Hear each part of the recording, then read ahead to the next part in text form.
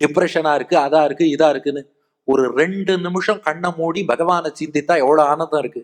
அவனை சிந்தித்தா ஆனந்தங்கிறது தெரியாதனாலதான் எங்கெங்கயோ போய் மாட்டிக்கிறோம். சைக்காட்ரிஸ்ட போய் கடைசியா டிப்ரெஷன் போய் உட்காடுறோம். அவனை சிந்தித்தா எங்கேயாவது இந்த டிப்ரெஷன் வருமா? அப்ப ஸ்மரணம் ஒவ்வொரு நாளும் கொஞ்ச நேரமாவது பகவானை. இப்போ கோவிலுக்கே போயிட்டு வரோம்னா நமக்குள்ள பேசிக்கலாமே, இன்னைக்கு பெருமாள் என்ன வஸ்திரம் அணிஞ்சிட்டு இருந்தார், சங்கு சக்கரத்தை எப்படி ஸ்டைலா பிடிச்சிட்டு இருந்தார், அவர் திருக்கண் எப்படி இருந்தது, கிரீடம் என்ன வச்சுட்டு இருந்தார், என்னென்ன மாலைகள் அணிச்சிட்டு இருந்தார், என்னென்ன திருவாபரணம். நம்ம அடுத்த வாழை பார்த்தா பேசணும், ஓ இன்னைக்கு இந்த சட்டை போட்டுன்னு வந்திருக்கியா, இந்த ட்ரெஸ் எங்க வாங்கினா, இதெல்லாம் கேட்கறத விட பெருமாளுடைய விஷயத்தை பத்தி டிஸ்கஸ் பண்ணோம்னா அது அன்றாட வாழ்வில் ஸ்மரணம்ங்கிறது எவ்வளவு நன்னா இருக்கும். அதை நாம பண்ண மாட்டோமான்னு தான் பெருமாள் காத்துட்டு இருக்கார். பெருமாள் என்ன பண்ண, ஒரு 5 நிமிஷமாவது என்ன நினைச்சிருடா உன் மனசுக்குள்ள நான் வரேங்கிறார். நாம கெட்டிக்காரா, அது 5 நிமிஷமாவது நினைப்பேனான்னு நாம உட்காந்து போராடிட்டு இருக்கோம். இதுக்கு நாங்க ஒரு வேடிக்கையா கதை சொல்றது உண்டு. ஒரு ஊர்ல ஒரு பெரிய தொழிலதிபர் ஒருத்தர் இருந்தார். அவர் நிறைய ஃபாரின்கெல்லாம் போய் நிறைய பிசினஸ் எல்லாம் பண்ணிட்டு அதுக்கப்புறம் பாரத தேசத்துக்கு திரும்பி வந்தார். வந்தா அவருக்கு அடுத்தடுத்து மீட்டிங் நிகழ்ச்சிகள் எல்லாம் போயிட்டே இருக்கார். தொழிலதிபர் களைச்சு போயிட்டார். ஒரு உதவியாளரை கூப்பிட்டாருப்பா, நான் ரொம்ப டயர்டா இருக்கேன், உழைக்க தெரிஞ்சா போறாது, ஓய்வு எடுக்கவும் தெரியணும். எனக்கு சிம்லால எனக்கு சொந்தமா ஒரு பங்களா இருக்கு, நான் அங்க போய் ஓய்வு எடுக்க போறேன்றார். இந்த தொழிலதிபர் பெரிய ஆள், சிம்லால ஒரு பங்களா வச்சிருக்கார். அதுக்கு ஒரு வாட்ச்மேன் போட்டிருக்கார். அந்த வாட்ச்மேனுக்கு மாசம் மாசம் பணமும் கொடுத்துட்டு இருக்கார். ஆனா வாட்ச்மேன் எவ்வளவு கெட்டிக்காரன்னா, அவன் முதலாளியே பார்த்தது இல்ல. ஆனா சிம்லாவை சுத்தி பார்க்க வரவாளுக்கெல்லாம் இந்த பங்களாவை வாடகைக்கு விட்டு அவன் சைட் பிசினஸ் ஒரு பக்கம் பண்ணிட்டு இருக்கான். மாசம் மாசம் முதலாளிட்டேருந்து சம்பளமும் வாங்குவான், அந்த ஒரு பக்கம் சைட் பிசினஸ், முதலாளி முகத்தையே பார்த்தது இல்ல. இது தெரியாம முதலாளி சொல்றார், நான் சிம்லால போய் பங்களால ரெஸ்ட் எடுக்க போறேன்னார். ஒரு கீழே இருக்கிறவர் கேட்டார், நீங்க அங்க போயிட்டீங்கன்னா இந்த பிசினஸ் எல்லாம் யார் பாக்குறது? அவர் சொன்னார், நல்ல நிர்வாகம் உள்ள ஸ்தாபனம், அதன் உரிமையாளர் இருந்தாலும் இல்லாட்டாலும் நல்லா இருக்கும், நான் போயிட்டு வரேன்ட்டு இவர் கிளம்பி போயிடுறார். சிம்லால போய் அங்க எல்லாம் இறங்கி அங்க டெல்லிக்கு ஃபிளைட்ல இறங்கி அங்க இருந்து சிம்லா ரயில்வே ஸ்டேஷனுக்கு போய் ரயில்வே ஸ்டேஷன்ல இருந்து பங்களாக்கு போன் பண்றார், நான் வரேன் ரெடியா இருன்னு. பார்த்தா வரேன் ரெடியாரா, வீடு காலி இல்லை வாட்ச்மேன் சொல்றான். ஏய் நான் யார் பேசுறேன் தெரியுமா, போன்ல என்ன டிவியா காட்டுறாங்க, நீ யாரா இருந்தாலும் வீடு காலி இல்லை போயிட்டு வான்னு போனை வச்சுட்டான். அவர் பார்த்தாரு, என்னடா இது வீடு காலி இல்லை, நம்ம வீட நமக்கே காலி இல்லைங்கிறானே. சரின்ட்டு வீட்டுக்கு வந்து பார்த்தா யார் யாரோ அந்த வீட்டுக்குள்ள இருக்காங்க. கடைசியா அவர் பார்த்தாரு, சரி இது இப்படி டீல் பண்ணா சரி வராதுன்னு வாட்ச்மேன்ட்ட சொன்னாரப்பா, நான் ரொம்ப தூரத்துல இருந்து வந்துட்டேன், இங்க தங்கலான்னு நம்பி வந்துட்டேன், இப்ப நீ என்ன அனுப்பினா ரொம்ப கஷ்டம், உனக்கு என்ன பணம் வேணுமோ தரேன், இந்த வீட்டுல ஒரே ஒரு ரூம் எனக்கு வாடகைக்கு கொடுன்னார். வாட்ச்மேன் பார்த்தா, அப்படி வாயா வழிக்குன்னு சொல்லி அவரோட பங்களால ஒரு ரூமை அவர்கிட்டே பணம் வாங்கிட்டு வாடகைக்கு விட்டான். ஆனா ஒரே ஒரு ரூம் கொடுன்னு உள்ள போனவர் அப்புறம் ஒரு கலக்கலக்கி, நான் தான் இந்த பங்களாவின் எஜமானன்னு ப்ரூஃப். இப்ப அன்பேவா கதை இங்க எதுக்கு சொன்ன? இது நம்ம கதை. பெருமாள் தான் அந்த தொழிலதிபர், நாம தான் அந்த வாட்ச்மேன் ராமையா, இந்த உடம்பு தான் அந்த பங்களா. பெருமாள்ங்கிற தொழிலதிபர் ஜீவாத்மாங்கிற வாட்ச்மேன்ட்ட உடம்புன்னு ஒரு பங்களா கொடுத்தார். எதுக்குன்னா அவர் வந்து தங்கறதுக்கு. அது போல இந்த உடம்பும் அவருக்கும் அவருடைய அடியார்களுக்கும் கைங்கரியம் பண்ணணும்னு பகவான் கொடுத்து ஜீவாத்மாவை கேர்டேக்கரா தான் போட்டிருக்காரு இந்த உடம்புல. நாம வெறும் கேர்டேக்கர் வாட்ச்மேன் தான். இதை ஒழுங்கா பயன்படுத்தி நாம பெருமாளுக்கும் அடியார்களுக்கும் கைங்கரியம் பண்ணணும். அவரும் மாசம் மாசம் தப்பாம படி வேற அளந்துட்டு இருக்கார். ஆனா நாம எல்லாத்தையும் வாங்கிட்டு என்ன பண்றோம், அவன் சைட் பிசினஸ் பண்ணி வாடகைக்கு விட்ட மாதிரி கண்ணை வந்து கிரிக்கெட் மேட்சுக்கு வாடகைக்கு விட்டோம், காதை வந்து யூடியூப் பாட்டுக்கு வாடகைக்கு விட்டோம், எல்லாத்தையும் வாடகைக்கு விட்டு சம்பாதிச்சுட்டு இருக்கோம்.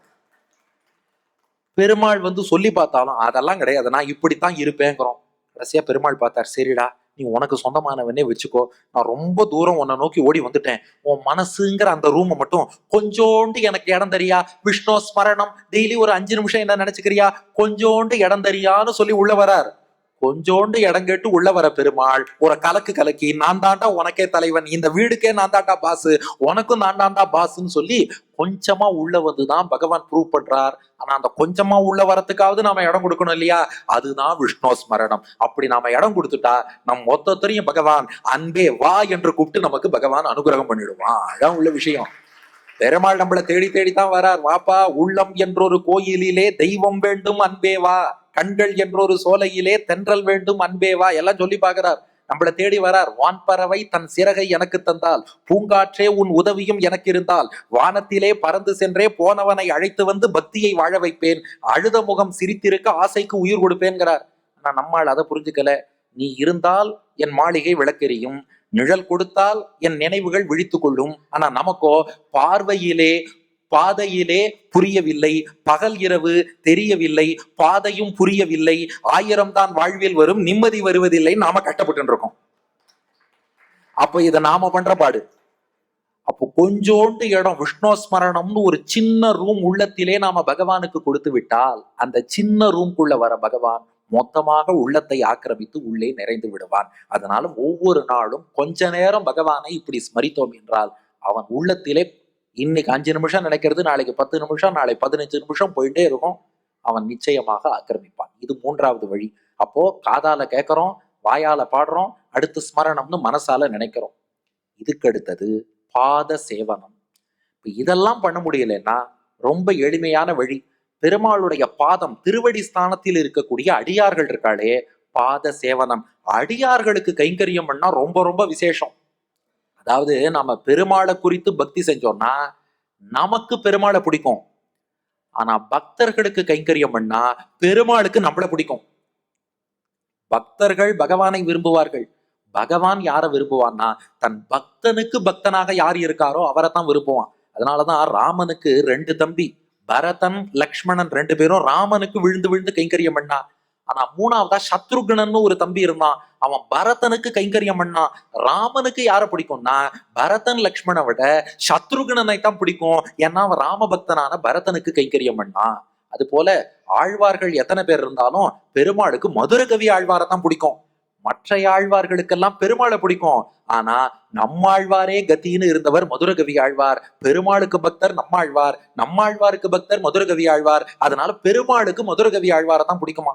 சிம்பிளா ஒரு விஷயம் சொல்றேனே, இப்போ அடியன் ஒன்னும் பெரிய போஸ்ட்ல இல்ல, ஒரு உதாரணத்துக்கு சொல்றேன். இப்ப அடியன் ஒரு பெரிய போஸ்ட்ல இருக்கேன், ஒரு ஜாப் வேகன்சி, நான் யாருக்கு கையெழுத்து போடுறேனோ அவருக்கு தான் வேலை கிடைக்கும். எனக்கு உதவி செஞ்ச ஒருத்தர் என்கிட்ட வந்தார், சார் நான் உங்களுக்கு அந்த உதவி செஞ்சேன் இல்லையா, இந்த வேலை எனக்கு வாங்கி கொடுங்கன்னார். இன்னொருத்தர் என் பொண்ணுக்கு பெரிய உதவி செஞ்சவர். என் பொண்ணு வந்து என்கிட்ட, பா இவர் எனக்கு பெரிய உதவி செஞ்சவர், இந்த வேலையை நீ இவருக்கு தான் கொடுக்கணுங்கிறா. நான் எனக்கு பிடிச்சவருக்கு வேலை கொடுப்பேனா, என் பொண்ணுக்கு பிடிச்சவருக்கு வேலை கொடுப்பேனா? பொண்ணுக்கு பிடிச்சவருக்கு தான். நாம பெருமாளுக்கு பக்தரா இருக்கோம்னா டைரக்டா பிடிச்ச மாதிரி, அவர் அடியாருக்கு அடியாரா இருக்கோம்னா பொண்ணுக்கு பிடிச்சவர் மாதிரி, அங்க பிடிச்சிருக்குன்னா அங்கதான் வேலை நடக்கும். அது போல அடியாருக்கு அடியாரா இருந்தா பகவான் நமக்குத்தான் முதல்ல அனுகிரகம் பண்ணுவான். இந்த கஜேந்திர மோட்சம்னு எல்லாரும் உபன்யாசம் பண்றோமே, கஜேந்திர மோட்சத்துல யானை காலை பிடிச்ச முதல்ல மோட்சம் போச்சா, பெருமாளை கூப்பிட்ட யானை முதல்ல மோட்சம் போச்சா? முதலுக்கு யாராவது முதல்ல மோட்சம் கொடுப்பாளா? முதல்லன்னு பேர் இருக்கிறதுக்காக முதல்ல கொடுத்துடலாமா? இந்த யானை இருக்கே நேரடியா பெருமாள் திருவடியை பிடிச்சிருத்து, அது மெதுவாதான் மோட்சம் கிடைக்கும். இந்த முதல்ல தெரிஞ்சு பண்ணித்தோ தெரியாம பண்ணித்தோ, நல்லதுக்கு பண்ணித்தோ கெட்டதுக்கு பண்ணித்தோ, பரம பக்தனான கஜேந்திரனுடைய பாதத்தை முதல்ல பிடிச்சிடுத்து, வா உனக்கு முதல்ல மோட்சம் கொடுக்கிறேன்னு பகவான் கொடுத்துட்டான். அப்ப அடியவனுடைய திருவடியை யார் பிடிக்கிறாளோ அவளுக்கு தான் முதல்ல மோட்சம். அப்ப இது ரொம்ப எளிமையான வழி. எத்தனையோ ஆச்சாரியர்கள் மகான்கள் பக்த சிகாமணிகளை பாக்குறோம். நம்மால் முடித்தது அந்த ஆச்சாரியர்கள் பெரியோர்கள் சின்ன சின்ன கைங்கரியம் அவளுக்கு நாம பண்ணோம்னா நிச்சயமாக இது போல் ஒரு சிறந்த பக்தி கிடையவே கிடையாது. இது தற்செயலா பாருங்க, இன்னைக்கு மத்தியானம் அடியனுடைய ஸ்ரீபாஷ்யாரி ஆச்சாரியன் டாக்டர் சிவ கருணாகராச்சார் சுவாமி அடியன் போன் பண்ணி பேசிட்டு இருந்தார். அப்போ சுவாமி சாய்ச்சார், ஏண்டா சமீபத்துல ஸ்ரீமத் ஆண்டவனுடைய சாத்துர்மாசிய சங்கல்பத்துக்காக நீ தாரகமாலைன்னு எழுதி கொடுத்தியான், ரொம்ப நன்னா இருக்கான் அப்படின்ட்டு சுவாமி இன்னொன்னு சாய்ச்சார். ஒரு பெரிய சான்ஸ்கிரிட்ல PhD படிச்சவர் அவர் என்ன கேட்டார், நீங்க வெங்கடேஷ்க்கு என்ன ட்ரைனிங் கொடுத்தேள் அவன் இந்த மாதிரி எழுதியிருக்கானேன்னு கேட்டார் அப்படின்னார். அதுவும் சுவாமி எல்லாம் தேவர் அனுகிரகம் தான். இல்லடா சுவாமி சொன்னார், அவர் என்ன கேட்கிறாருன்னா, நான் PhD சான்ஸ்கிரிட் எல்லாம் படிச்சேன், எனக்கு ஸ்லோகம் எழுதணும்னா வரமாட்டேங்கிறது, வெங்கடேஷ் ஒண்ணுமே ஃபார்மலா படிக்கலையே, அவன் எப்படி எழுதுறாங்கிறது தான் எனக்கு கேள்வி, அப்ப நீங்க என்ன ட்ரைனிங் கொடுத்தீங்கன்னு கேட்டாருனார். அடியான் சொன்னேன், சுவாமி ட்ரைனிங்னு ஒண்ணும் கிடையாது, தேவருக்கு எல்லாம் கைங்கரியம் பண்ண கூடவே இருந்து கைங்கரியம் பண்ணிட்டு இருக்கோம். ஆச்சாரியனுக்கு ட்ரெயினிங் மூலமா வருவதை விட ஆச்சாரியனுக்கு பக்கத்திலேயே இருந்து அவர் போற இடத்துல எல்லாம் பின்னாடி போய் கைங்கரியம் பண்ணிட்டே இருந்து, ஆகா இந்த பையன் நமக்கு நன்னா கைங்கரியம் பண்றானேன்னு ஒரு நிமிஷம் ஒரு திருவுள்ளம் உகந்துட்டார்னா அதனால் வரக்கூடிய ஞானம் தான் பெரிய ஞானம். அப்படியே சொன்ன வேற ஒன்னும் எனக்கு தெரியாது, அவர் கைங்கரியம் பண்ணதை தவிர வேற ஒன்றும் கிடையாது, ஸ்ரீ சுக்திகள் இதெல்லாம் படிச்சிருக்கேன் அவ்வளவுதான் அப்படின்னு எதுக்கு சொல்ற, நம்ம கதையை நாம தான் சொல்லி ஆகணுங்கிறது வேற விஷயம், அதுக்காக சொல்லலை. ஆக ஒரு ஆச்சாரியனுக்கு ஒரு அடியவருக்கு நாம கைங்கரியம் பண்ணோம்னா பழக பழக பக்தி தானா வளர்ந்துரும். அந்த பக்திங்கிறதும் ரொம்ப நேச்சுரலா வரும். ஏன்னா பெரியோர்கள் பக்தி செய்வதை பார்த்து பார்த்து ஈடுபட்டு அதே வழியில நமக்கும் அந்த பக்தி என்பது தானா வந்துடுறது. இன்னொன்னு பாருங்க, அந்த பக்தருக்கு அடியவராக நாம இருந்துட்டோம்னா அவரை காப்பாத்துற பெருமாள் அவரோடு சேர்த்து நம்மளையும் காப்பாத்திடுவார். இது ரொம்ப ஈஸியான வழி. பாத சேவனம்னு அடியார்களுக்கு கைங்கரியம் பண்ணிட்டே இருந்தா அந்த அடியவருக்கு நிச்சயம் பெருமாள் மோட்சம் கொடுக்க போறாரு, அதுல சந்தேகமே இல்லை. நம்ம கூட இருக்கோம் இல்லையா, நமக்கும் கொடுத்துருவார். ஞாபகம் வச்சுக்க, ஒரு கதை சொல்றேன். அடியார்கள்லாம் ஒன்று சேர்ந்து அகோபில யாத்திரை போனா, அங்க இந்த பாவன நரசிம்மர்னு அகோபிலத்துல ஒரு நரசிம்மர் இருப்பார். ரொம்ப கஷ்டம், அந்த ஜீப்பு டிராக்டர்ல எல்லாம் போகணும். அதுல ஏறி வா போறா, திடீர்னு பார்த்தா ஜீப்ல பிரேக் பிடிக்கல. அச்சோ, அது சாதாரணமாவே அது பிரேக் பிடிக்காத ஜீப் மாதிரி தான் அப்படி இப்படி போகும். பிரேக் வேற பிடிக்கல. நாம நரசிம்மரை தரிசிக்க போறோமா வைகுண்டநாதனை தரிசிக்க போறோமான்னு தெரியலையேன்னு அவ டென்ஷன்ல இருக்கா. ஆனா ஒரு பொண்ணு மட்டும் கூலா கவலையே படாம புக்கு படிச்சுன்னு அந்த ஜீப்ல போயிட்டு இருக்கா. பிரேக் பிடிக்காம ஜீப் தடுமாறுறது, அந்த பொண்ணு கூலா புக்கு படிச்சுன்னு போயிட்டு இருந்தா. டிரைவர் அப்படி இப்படி சமாளிச்சு ஜீப்பை நிறுத்திட்டார். நிறுத்தினதையும் வரலாம், டிரைவர்கிட்ட கேள்வி கேட்கல. எப்போதுமே நம்ம மைண்ட் செட் எப்படின்னா, ஒருத்தர் நிம்மதியா இருந்தா பிடிக்காது. அந்த பொண்ணு கிட்ட கேள்வி கேட்டாலும், நீ ஏமா கவலைப்படாம புக்கு படிச்ச? பாருங்களேன், வீட்டுல கரண்ட் கட் ஆனாலே இபிக்கு போன் பண்ண மாட்டோம், பக்கத்து வீட்டுக்கு உன் வீட்டுல கரண்ட் இருக்கா. அவன் எனக்கும் கரண்ட் போயிடுத்துன்னா நம்ம பேசாம இருந்துருவோம். அந்த பொண்ணை பார்த்து, நீ என்ன புக்கு படிச்சுட்டு இருக்க, ஒரு கவலையே இல்ல, என்னாச்சு தெரியுமா, ஏதாச்சும் தெரியுமான்னா. அந்த பொண்ணு கேட்டா, என்னாச்சு தெரியுமாங்கிறது அப்புறம், டிரைவர் யாருன்னு உங்களுக்கு தெரியுமான்னா. யாருமான்னு கேட்டா, டிரைவர் எங்க அப்பா, அவர் பொண்ணு நான் உள்ள உட்காந்துருக்கேன்னு அவருக்கு தெரியும், அவர் என்னை காப்பாத்துவாருன்னு எனக்கு நம்பிக்கை இருக்கு, நான் ஏன் கவலைப்படணும்னா. இப்ப கை தட்டாதீங்க, இப்பதான் மெயின் விஷயமே இருக்கு. அவ சொன்னா, என் கூட டிராவல் பண்ணதுனாலதான் நீங்க பொழைச்சிங்கன்னா. ஏன்னா அவர் பொண்ணு நான் மட்டும் உள்ள இல்லைன்னா பிரேக் பிடிக்கலன்னு தெரிஞ்சதுமே எங்க அப்பா வெளியில குதிச்சிருப்பார், நீங்கள்லாம் வைகுண்டம் போயிருப்பேன். பொண்ணு உள்ள இருக்கேங்கிறதுனால எங்க அப்பா போராடி காப்பாத்தி கொடுத்தார், அதனால நீங்க பொழைச்சிங்க. அந்த டிரைவர் தான் பெருமாள், டிரைவரோட பொண்ணு தான் அடியார்கள், நாமெல்லாம் கோ பேசஞ்சர். அடியார்களோடு பயணித்தோம்னா அவர்களை காப்பாத்தும் பெருமாள் சேர்த்து நம்மளையும் காப்பாத்திடுவார். ராமானுஜர் வைகுண்டம் போறதுக்கு முன்னாடி 6 கட்டளை சொல்லிட்டு போனார். இதை மட்டும் மறக்க கூடாது. இந்த பாத சேவனத்துல இந்த ஒரே விஷயம்தான். வைகுண்டம் போறதுக்கு முன்னாடி ராமானுஜர் 6 கட்டளை சொன்னார். முதல் கட்டளை, நான் எழுதின ஸ்ரீபாஷ்யத்தை எல்லாரும் படிக்கணும், மற்றவங்களுக்கு சொல்லிக் கொடுக்கணும்னார். அதெல்லாம் ரொம்ப கஷ்டம் சுவாமி, எல்லாம் சான்ஸ்கிரிட்ல இருக்கு, கஷ்டம். 2வது கட்டளை, அது முடியலையா, தமிழ்ல நம்மாழ்வார் திருவாய்மொழி 1000 பாட்டு பாடியிருக்காரு இல்லையா, அதை அர்த்தத்தோட படிக்கணும், மற்றவங்களுக்கு சொல்லிக் கொடுக்கணும். இப்ப தமிழும் தகராறா இருக்க, என்ன பண்றதுன்னு கேட்டோம். சரி விடு, திருநாராயணபுரம்ங்கிற க்ஷேத்திரம் இருக்கு இல்லையா, ஒரு குடிசை கட்டி மேல்கோட்டை திருநாராயணபுரத்துல போய் தங்குன்னார். நாங்க ஃபேமிலி இதெல்லாம் விட்டுட்டு திருநாராயணபுரம் இல்ல அது கஷ்டம், அடுத்தது சொல்லுங்க. சரி, திருமந்திரம் துவயம் சரம ஸ்லோகம் 3 மந்திரம் இருக்கு. இந்த 3 மந்திரங்களையும் சிந்தனை பண்ணு. சிந்தனை பண்றதெல்லாம் கஷ்டம், அதுவும் கஷ்டம்ட்டோம். 5வதா ஒண்ணு சொன்னார், உங்க ஊர்ல உனக்கு பக்கத்துல ஏதாவது கோவில் இருந்தா அந்த கோவில்ல ஒரு திவ்ய தேசம் அல்லது அபிமான ஸ்தலம், நம்ம அம்பிஞ்சிக்கரை வரதராஜன் சன்னதி, இது போல கோவிலுக்கு போய் அங்க பெருமாளுக்கு ஏதாவது சின்ன சின்ன தொண்டு கைங்கரியம் பண்ணு. இல்ல அதுக்கும் டைம் இல்லைன்னும். கடைசியா 6வதா ஒரு கட்டளை சொன்னார். இந்த 5மே பண்ண முடியலையா, ஸ்ரீபாஷ்யம் வரல, திருவாய்மொழி வரல, மந்திரங்கள் சிந்திக்க முடியாது, திருநாராயணபுரம் போக முடியாது, திவ்யதேச கைங்கரியம் பண்ண முடியாது, 6வதா ஒண்ணு சொல்றேன், இதெல்லாம் பண்ணி கொண்டு யாராவது பக்தர்கள் இருப்பார்கள் அல்லவா, அந்த பக்தனுக்கு நீ போய் பக்தன் ஆயிடு, அந்த பக்தனுக்கு சர்வீஸ் பண்ணு போதும்ட்டார். அப்படிப்பட்ட அடியவனுக்கு நீ அடியவனாக ஆகிவிட்டால் அவனை காக்கும் போது பகவான் அவனோடு சேர்த்து உன்னையும் காத்து விடுவான். இவ்வளவுதான் ரகசியம். இப்போ அடுத்து ஒரு கேள்வி கேட்பா, நாங்க அடியவர்களை எங்க தேடி போறது? நாம பக்தியோடு பிரார்த்திச்சா பெருமாளே அடியவர்களை அனுப்பி வைப்பார், அதை பத்தி நாம கவலைப்பட வேண்டாம். அப்ப பாத சேவனம்னு இந்த நிமிஷமே அடியாருக்கு அடியாராக நாம் எப்படி ஆவது? வழி இருக்கு, அதுக்கு ஒரு மந்திரம் இருக்கு. இந்த மந்திரத்தை எல்லாரும் சேர்ந்து இப்பவே சொன்னா நம்ம அடியாருக்கு அடியார் ஆயிடலாம். அது என்ன மந்திரம்னா, எல்லோருக்கும் பொதுவான மந்திரம், அடியேன் ராமானுஜ தாசன். முடிஞ்சு போச்சு. நம்ம பெருமாளுக்கு தாசன்னு சொன்னா அது சிரவணம் கீர்த்தனம், ராமானுஜருக்கு தாசன்னு சொன்னா பாத சேவனம், அடியாருக்கு அடியார். பெருமாளுடைய அடியார்கள்ல தலை சிறந்தவர் ராமானுஜர், ராமானுஜருக்கே அடியார் ஆயிடுறோம். அப்போ ஒவ்வொரு நாளும் மனசார அடியேன் ராமானுஜதாசன், அடியேன் ராமானுஜதாசன், இந்த ஒரு மந்திரத்தை சொல்லிக் கொண்டிருந்தால் பாத சேவனம், நாம அடியாருக்கு அடியாராக ஆகி விடுகிறோம். ஒரே மந்திரம், எல்லாருக்கும் இதான், ஆண்கள் பெண்கள் எல்லாரும் இதையே சொல்லலாம், அடியேன் ராமானுஜதாசன். ஏன்னா இது ஆத்மாவுக்கானது, அதனால இதுல ஜெண்டர் ஆணா பெண்ணா அப்படி பார்க்கணும் தேவையில்லை.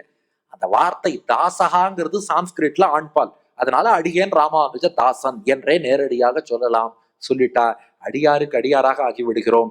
பெருமாளுக்கு ரொம்ப பிடிச்சவர் ராமானுஜர்.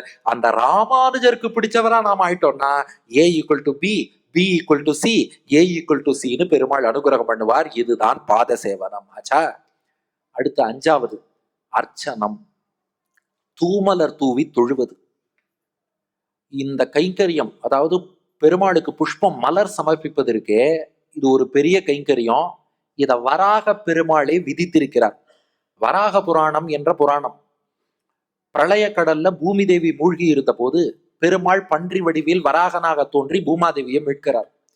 அப்போ பூமாதேவி வராக பெருமாள்கிட்ட கேட்டா, இந்த பிரளய கடல்ல இருந்து என்ன காப்பாத்திட்டீங்க, அது ஒரு புறம் இருக்கட்டும், பிறவி பெருங்கடல்ல என்னுடைய குழந்தைகள் ஜீவாத்மாக்கள்லாம் கஷ்டப்படுறாங்களே, அவர்களை எப்போது காக்க போகிறீர்கள்? ஒரு அம்மா எப்போதுமே தன்னை பத்தி கவலைப்பட மாட்டா, குழந்தைகளை பத்தி தான் கவலைப்படுவா.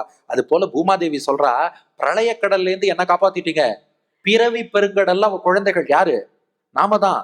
பிறவி பெருங்கடலில் என் குழந்தைகள் இத்தனை பேர் கஷ்டப்படுகிறார்களே, இவர்களை எல்லாம் காப்பாற்ற நீங்கள் என்ன ஏற்பாடு வைத்திருக்கிறீர்கள் என்று பூமாதேவி கேட்கிறா. அப்போ வராக பெருமாள் பூமி தேவிக்கு நிறைய உபதேசம் பண்றார். இதெல்லாம் பண்ண சொல்லு, பண்ணினா நான் காப்பாத்துவேன்னு. அதுல வராகன் முக்கியமாக சொன்னது என்னன்னா, பூக்களை மாலையாக தொடுத்து பகவானுக்கு சமர்ப்பித்தல். அதுக்கு ஒரு சில விதிகளும் அவர் கொடுக்கிறார். எப்படின்னா, பக்தன் தானே ஒரு தோட்டம் அமைக்கணுமா, தானே ஒரு தோட்டம் அமைச்சு அதுல வாசனை உள்ள பூச்செடிகளை எல்லாம் வளர்க்க வேண்டுமா. அத வாசனை இல்லாத பூக்கள்ங்கிறது பகவானுக்கு நாம சமர்ப்பிக்க கூடாது. அந்த பூக்களும் வெண்மை நிறம் கொண்ட பூக்களாக இருப்பதுங்கிறது இன்னும் விசேஷமா. அதுக்காக உடனே வெங்கடேஷ் தான் வெள்ளை பூக்கள் மட்டும்தான் சமர்ப்பிக்கணும்னு சொல்லிட்டான், தயவு செஞ்சு அப்படி எடுத்துன்றாதீங்க. பெருமாள் சொல்றது எல்லா நிற பூக்களும் சமர்ப்பிக்கலாம், ஆனா வாசனை இல்லாத பூ சமர்ப்பிக்க கூடாது. இந்த ஆர்டிபிஷியல் காகித பூலாம் சமர்ப்பிக்க கூடாது. வாசனை உள்ள பூக்கள்ல எல்லாமே சமர்ப்பிக்கலாம், ஆனால் வெள்ளை நிற பூ என்பது இன்னும் விசேஷம். அப்படிப்பட்ட பூக்களை எல்லாம் தானே வளர்த்து, அந்த பூச்செடியை வளர்த்து தானே மலர்களை சேகரித்து பக்தன் தானே மாலை தொடுத்து, அதுவும் நூல்ல தொடுத்தா ஆச்சாரம் கம்மி, நார்ல தொடுக்கிறது இன்னும் விசேஷம். நார்ல மாலையாக தொடுத்து ஒவ்வொரு நாளும் என் பக்தன் எனக்கு சமர்ப்பிச்சான்னா, இளமை காலத்துல பக்தன் எனக்கு பூமாலை சமர்ப்பிச்சான்னா, முதுமை காலத்துல மரணப்படுக்கையில அந்த பக்தன் என்னை மறந்தாலும் நான் அவனை நினைவில் கொண்டு காப்பாற்றுவேன்னார். நினைச்சு பாருங்க, கடைசி காலத்துல அப்போதைக்கு இப்போதே சொல்லி வைத்தேங்கிற மாதிரி கடைசி காலத்துல கப்பம் வாதம் பித்தம் எல்லாம் இழுத்துண்டு மரணப்படுக்கையில படுத்துட்டு இருக்கும் போது நம்மால் பகவானை நினைச்சு பார்க்க முடியுமா? அப்ப நிலைமை எப்படி இருக்கும்னு தெரியாது. அதுவும் இன்னைக்கெல்லாம் ஐசியூல வெண்டிலேட்டருக்குள்ள வச்சுட்டான்னா, இந்த வெண்டிலேட்டரை எடுத்துட்டா ஆள் போயிட்டாருன்னு அர்த்தம். வெண்டிலேட்டர் இருக்க வரைக்கும் அவருக்கே தெரியாது எப்ப வெண்டிலேட்டர் எடுக்க போறா, எவ்வளவு காலம் இருக்க போறோம், ஒண்ணுமே தெரியாது. அந்த நேரத்துல பகவானை நினைச்சுக்கோன்னா கஷ்டம். அப்ப பெருமாள் என்ன சொல்றார், இளமை காலத்தில் பூமாலை பகவானுக்கு சமர்ப்பிக்க வேண்டும். அதை நாம பண்ணி இந்த கைங்கரியத்தை பண்ணிட்டா கடைசி காலத்துல நாம் மறந்தாலும் பகவான் நினைவில் கொண்டு ரட்சிப்பான். அது என்ன பூமாலைக்கு அப்படி என்ன சிறப்புன்னா, அதுல விஷயம் இருக்கு. பூ என்பது மனத்தை டிரான்ஸ்பர் பண்ணும்.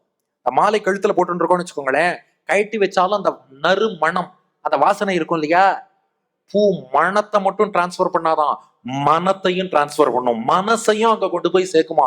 அதனால ஒரு பூமாலை அர்ப்பணிக்கிறோம் என்றால் வெறும் நறு மனத்தை மட்டும் அர்ப்பணிக்கல, நம் மனத்தையும் சேர்த்துத்தான் பகவானிடம் அர்ப்பணிக்கிறோம். அதனாலதான் கல்யாணத்துல மாலை மாத்துறதுன்னு வச்சிருக்கா இல்லையா, மாலை மாத்துறது எதுக்குன்னா, இந்த மலரின் மனம் மட்டும் இல்ல, அவ மனங்களும் அது போல ஒன்றிணைகிறது, எக்ஸ்சேஞ்ச் பண்ணிக்கிறான்னு அர்த்தம்.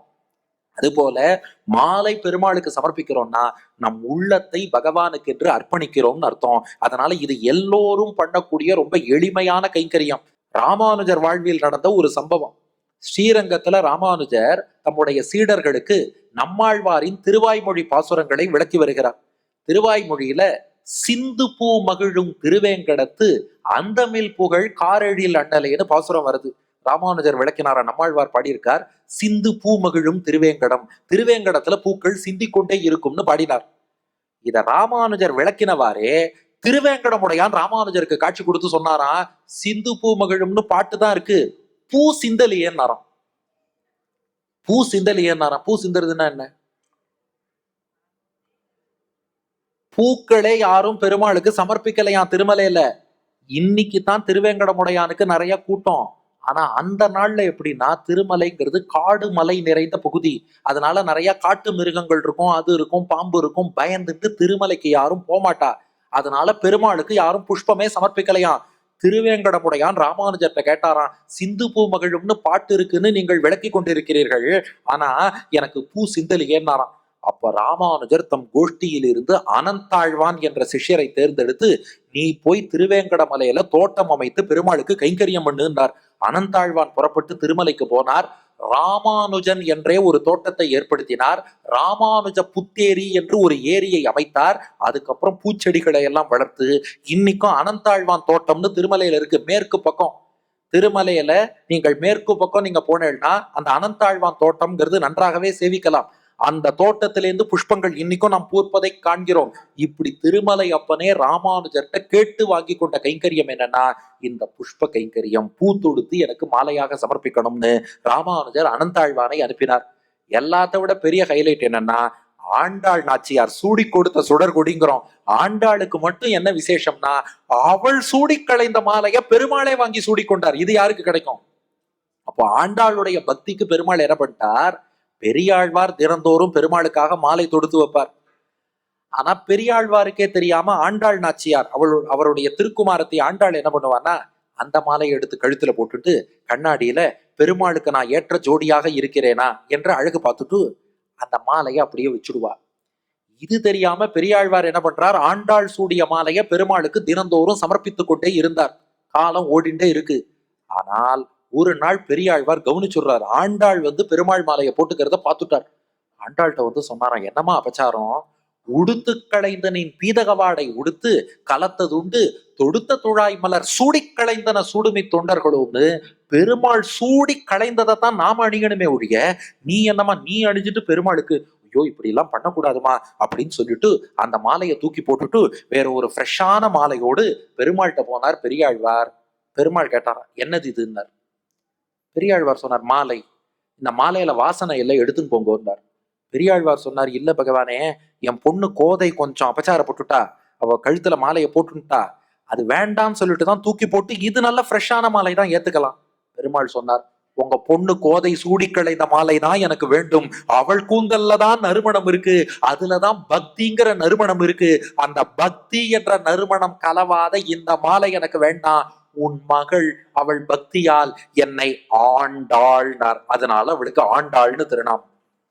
கோதை நாச்சியார்னு தான் பெரியாழ்வார் பேர் வச்சார். பெருமாள் சொன்னார், உன் மகள் அவள் பக்தியால் என்னை ஆண்டாள், என்னை ஆண்டு விட்டாள், அவள் ஆண்டாள் நாச்சியார். அவள் சூடிக்களைந்த மாலையை இன்னைக்கு ஸ்ரீவில்லிபுத்தூர்ல பெருமாள் அணிந்து கொள்கிறார். அப்படின்னா என்ன அர்த்தம், அந்த மாலையை அவ்வளவு பெருசா பெருமாள் கருதுகிறார்.